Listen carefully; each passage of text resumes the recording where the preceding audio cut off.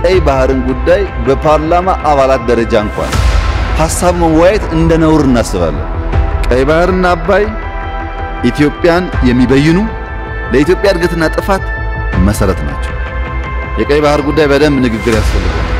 አንድ ሀገር ለኢትዮጵያ 1 ሊትር ውሃ ፍሬሽ ውሃ የሚሰጥ ሀገር የለም። ሁሉም ተቀባይ ነው። አሁን እኔ የምነግራችሁ እንደ ሀገሩ እንደሚወድ ዜጋ እና ሪስፖንሲብል እንደሆነ ሰው ነግራችሁ እኔ በዓለም ላይ ለመናገር በጣም ልበ ሙሉ ነኝ። ይሄ ለኢትዮጵያ የኤግዚስተንስ ጉዳይ ነው፣ ቅብጠት አይደለም። ምን ምርጫ አለ?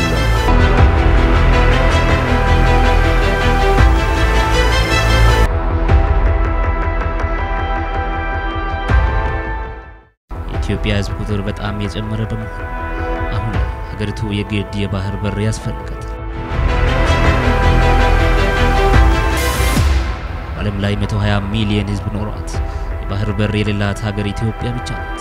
ከዚህ ቀደም ኢትዮጵያ የባህር በር እንደነበራትም ታሪክ ይናገራል። ስለዚህ እነዚህን የባህር በሮች በንግግርና በውይይት ኢትዮጵያ ተጠቃሚ እንድትሆን ለማድረግ ብዙ የዲፕሎማሲ ስራዎች ሲሰራ ቆይተዋል።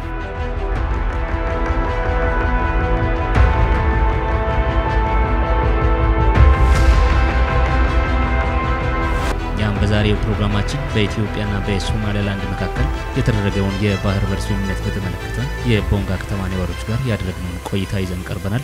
አብራችሁን ሁኑ።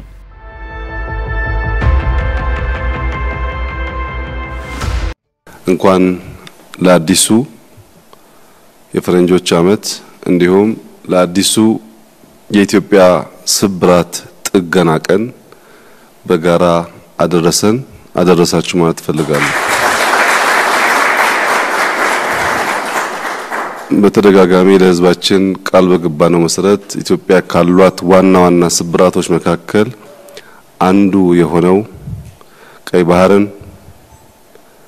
አክሰስ የማድረግ በዚያም የማልማት ፍላጎት ከሶማሌላንድ ወንድሞቻችን ጋር በተደረገው የትብብር ስምምነት ዛሬ የመግባቢያ ሰነድ ተፈራርመናል። ማንታ ወሰነትኪ ለማኮንያፍራትን ወከውያይ ዛሬ 2024 አዲስ ዓመት ነው። የዓመቱ የመጀመሪያ ቀንም ነው። እኛ በዚህ ቀን ከኢትዮጵያ መንግስት ጋር ለመፈራረም እድልን አግኝተናል። እንደምታውቁት የሁሉም ሀገር መሪ ቅድሚያ የሚሰጠው ለህዝቡ ጥቅም ነው።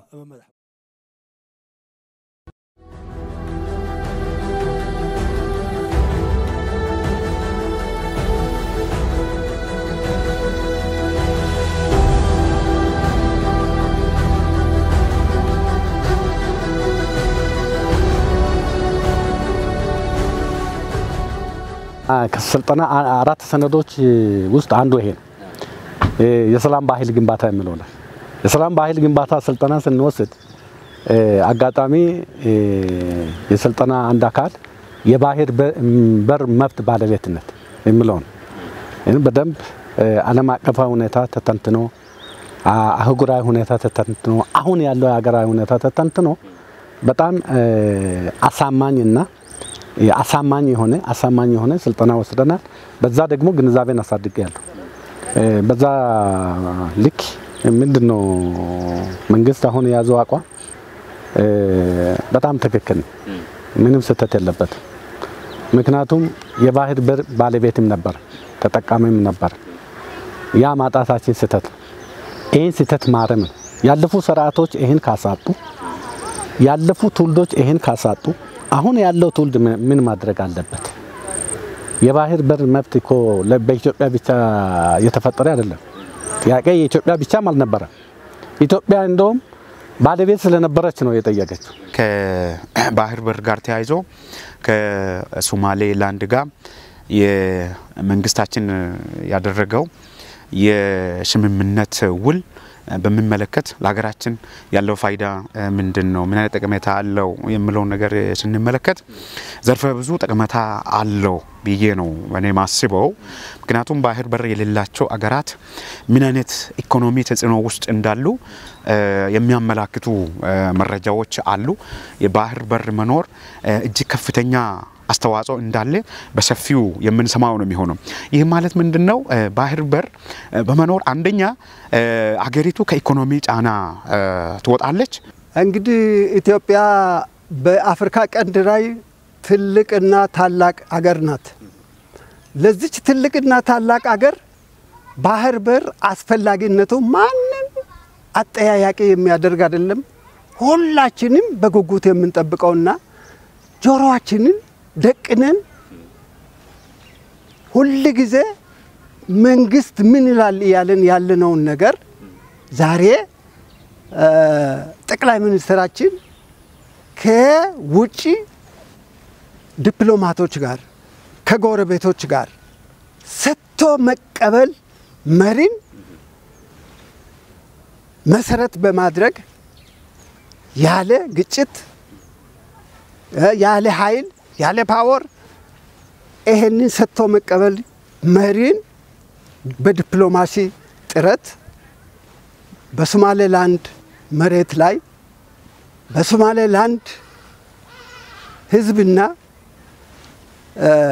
ክልል ፍቃደኝነት በተመሰረተ ስምምነት ሰነድ ተፈርሞ ኢትዮጵያ ባህር በር አገኘች መንደርደሪያውን አገኘች የሚለውን ነገር ስንሰማ በእውነት እንደ ህዝብ በግሌ እንደ አንድ ዜጋ ትልቅ ደስታ ነው የተሰማኝ።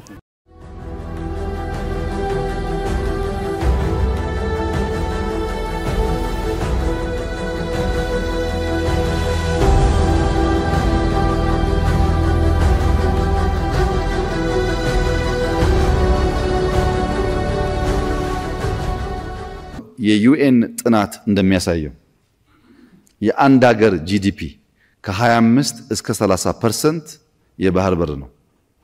ለምሳሌ ኢትዮጵያ 100 ቢሊዮን ከሆነ ጂዲፒዋ አይኗ ያየ 25 ቢሊዮን 30 ቢሊዮን ትታለች ማለት ነው። ዘሚኒት አክሰስ ስታገኝ ያ ቫልዩ ያ አማውንት ይጨምራል። ይሄ የዩኤን ጥናት ነው። አሁን ኢትዮጵያ 100 ቢሊዮን ከሆነች 30 ቢሊዮን ኢንቨስት አድርጋ ቀይ ባህር ብታገኝ ያዋጣል ማለት ነው። አሁን ጋርድ ሼር አድርጉ የምንለው ለዝም ብለን አይደለም፣ ሂሳቡን አስበን ነው። 25 ቢሊዮን ኢንቨስት ብናደርግ 20 ብናደርግ 15 ብናደርግ 10 ብናደርግ 5 ብናደርግ ያዋጣል። አሁን ዋናው ስንት ብር ነው ኢንቨስት የምታደርገው? ምንድነው የምታገኘው? ጥቅም ውስጥ ምን ያክል ይቆያል? ኮስት ቤኔፊት አናሊሲስ ይሰራል።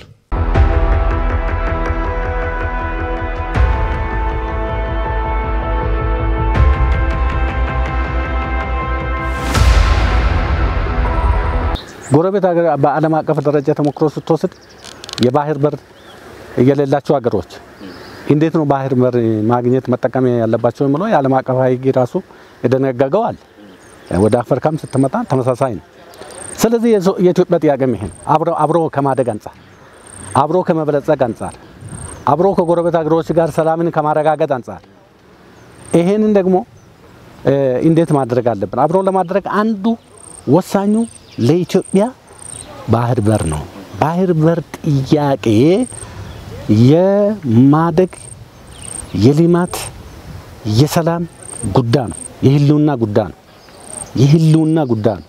የማደግ ያለ ማደግ የመለወጥ ያለ መለወጥ ለትውልድ የተስተካከለ አገር በራሱ የሚተማመንን አገር ትውልድ ከመገንባት ጋር የተያዘ ጥያቄ ስለሆነ ጠቅላይ ሚኒስትሩ የኢትዮጵያን ህዝብ ያው ስለሚመራ እሱ ፊት ለፊት ወጥቶ የተከበሩ ጠቅላይ ሚኒስትር ጠይቋል። ይሄ ጥያቄ ተገቢና ወቅታዊ ነው። የህዝብ ጥያቄ ነው። የመላ የኢትዮጵያ ህዝብ ጥያቄ ነው። ምሁራኖቹ ሰሞኑን ያያችሁን እየተነተኑ ናቸው። በጣም ትክክል ነው። እኔም እንደ አንድ ብልጽግና ፓርቲ አባል አባልነቴ ብቻ ሳይሆን እንደ ኢትዮጵያ ዜግነቴ የተቀበልኩትና ለተግባራዊነቱ ከኢትዮጵያ ጎን ከጓደኞቼ ከአካባቢ ህዝብ ጎን ሆኜ ለተግባራዊነቱ የሚታገለው ሆኖ ጥያቄው ተገቢ ነው። እንደገና ደግሞ ከኑሮ ውድነት ህዝቡ ኢፎይታ የሚያገኝበትና የተለያዩ ነገሮችን በአግባቡ የሚጠቀምበት እድል የሚያሰፋ ነገር ነው ብዬ ነው የምወስደው። ምክንያቱም የባህር በር የሌላቸው አገሮች ብዙ የኢኮኖሚ ጫና ውስጥ ይወርቃሉ፣ ብዙ ችግር ውስጥ የሚወርቁበት ነገር አለና ስለዚህ ይህንን ነገር ኢትዮጵያ መንግስት ከሶማሌላንድ ጋር ያለው መፈራረም እጅግ በጣም ዘርፈ ብዙ ፋይዳ አለው ብዬ ነው ማስበው። ለዚህ ደግሞ ህዝብም አገርም ሙሉ ድጋፍ መስጠት ያስፈልጋል።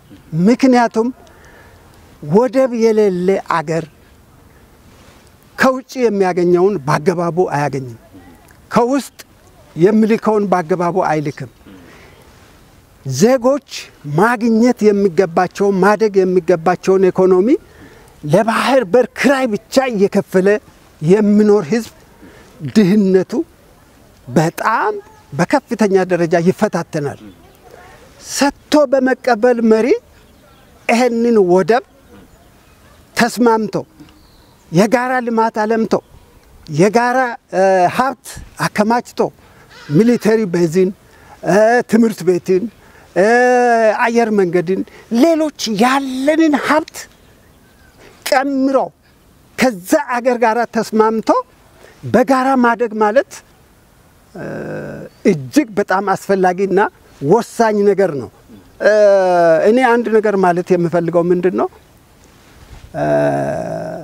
ጅቡቲ ትላንት ከኢትዮጵያ ጋር አብራ የነበረች አንድ ባህል አንድ መግባቢያ ቋንቋ ያለን ህዝቦች ነን። ሶማሌ ጋር ብትሄድ እኛ የኢትዮጵያ ሶማሌ ከሶማሌ ጋራ ጉርብትናው ማህበራዊ ኑሮ ኢኮኖሚ ግንኙነቱ ህዝቦች በጋራ አብሮ በድንበር መኖራቸው አብሮ ተሳስሮ ያለን ሀገር ነን። ኤርትራም ቢሆን በአጋጣሚ ዛሬ 33 ዓመት በፊት ከኛ ጋር አብራ ነበረች። የራሱን ነፃነት ማንኛውም ሀገር ያገኛል።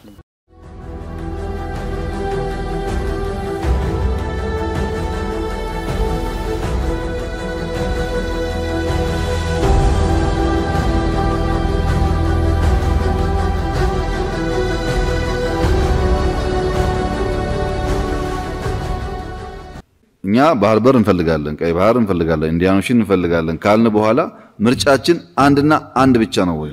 ምን ምርጫ አለን? ሚለው አማራጮች ደግሞ ማየት ጠቃሚ ይሆናል። ያሉ አማራጮች ስናይ የተሻለ ጉዳዩን ለመገንዘብ ስለሚያስችል ዘይላ ሶማሊላንድ እንደምታውቁት ኢፋት በሚባለው ኪንግደም ጊዜ ዘይላ ይኸው ይታያል። ታሪኩ አለ፣ ማፑ አለ። አሁንም ዘይላ አንዱ ኦፕሽን ጅቡቲ ነው። አሁንም እየተጠቀመን ያለ ወደብ ነው። አዶሊስ ሰምታችሁ ይችላል። አዶሊስ ሲባል ኤርትራ ውስጥ ያለ ጫፍ ላይ ያለ አለ። እሱንም እንደ ኦፕሽን ማየት ይቻላል። ምጽዋም እንደ ኦፕሽን ማየት ይቻላል። አሰብም እንደ ኦፕሽን ማየት ይቻላል። እኛ የግድ በአሰብ ካልሆነ የግድ በምጽዋ ካልሆነ ሚል አቋም የለንም። እኛ የምንፈልገው መተንፈሻ በር ብቻ። መተንፈሻ በር በየትኛውም ከመጣ በግዢም ይሁን በሊዝም ይሁን በሆነ መንገድ ስምምነት ከመጣ ምን ፈልገው እሱ ነው። ለምን ቁጥራችን እየበዛ ነው።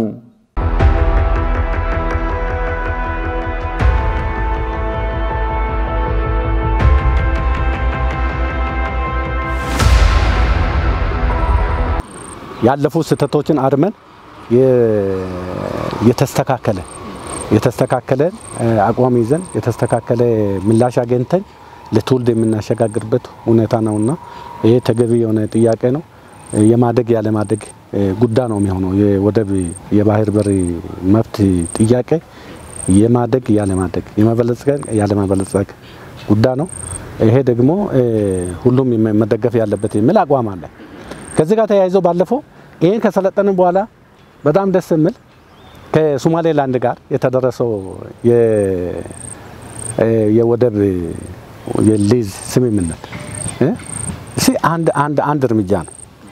እንደው ለሌሎች አገሮች ለሰን መወሰድ ያለበት ነው። ሪሊ ወደብ የባህር ወደብ አልባ የሆኑ አገሮች ከኢትዮጵያ ነው መማር ያለባቸው። አሁን ያንን ይሄ የባህር በር ያንን ወደብ ስታገኝ ባህል አይደለም በዲፕሎማሲ ነው። ለረጅም ዓመት የቆየ የዲፕሎማሲ ስራ ነው። ሌሎችም እየተሰራ ያለው ነገር ይኖራል ብዬ አስባለሁ። ስለዚህ ኢትዮጵያን ዝም ብለ በታሪክ አንፃር ስናየው ትልቅ በዓለም ትልቅ አቅም ያላት የዲፕሎማሲ ስርዓት ያላት ሀገር ናት።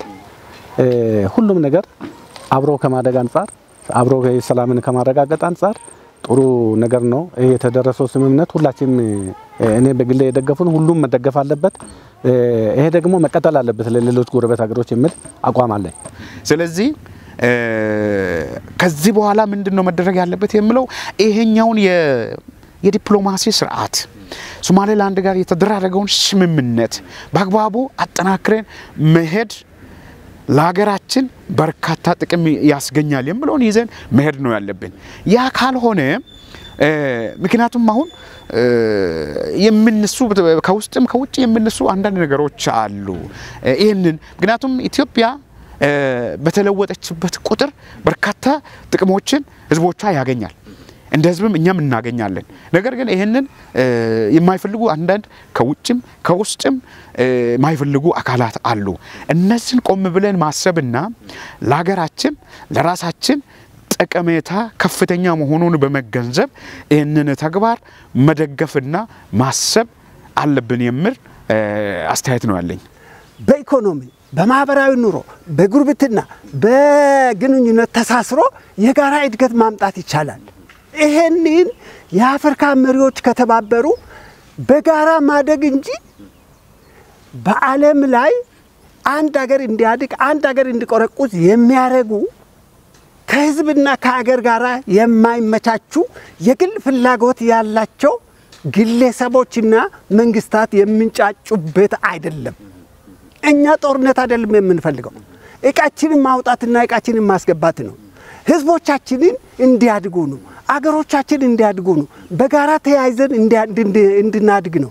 ይሄንን ዲፕሎማሲ የኛ መንግስት አጠናክሮ የኛ ህዝቦች ደግሞ ውስጥ ያላቸውን ግጭት በራሳቸው አርሞ በራሳቸው አስተካክሎ አንድነት ፈጥሮ የውጭ ግንኙነታችን ላይ ውጭ ጉዳይ ሚኒስትርና ሌሎች ዲፕሎማቲክ ሰዎች አሁንም አጠናክሮ ይሄንን ወደብ መጠቀም ብንችል ይሄንን ወደብ መገንባት ብንችል የጋራ ጥቅም እንጂ ጉዳት ስለሌለ ይሄን ኢትዮጵያ ህዝቦችም ሆነ ፖለቲከኞች አውቆ መደገፍ ነው ያለባቸው። እኔም የበኩሌን ድጋፍ ነው የሚሰጠው የሚል እምነት ነው ያለኝ።